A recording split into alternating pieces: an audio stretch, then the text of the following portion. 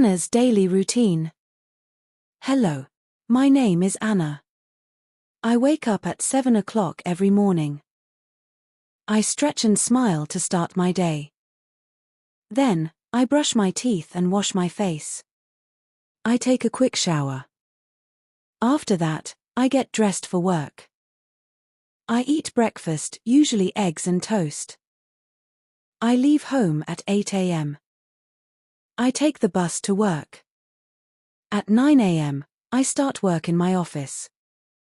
I check my emails and answer phone calls. At 1 p.m., I take a lunch break. I eat with my friends at a small cafe. After lunch, I go back to work. I finish work at 5 p.m. I take the bus home again. When I get home, I change my clothes.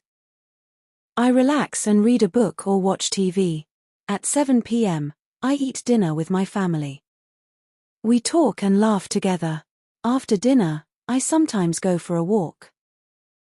Then I take a shower and brush my teeth. I write in my diary for 10 minutes. At 10 p.m., I turn off the lights. Good night. See you tomorrow.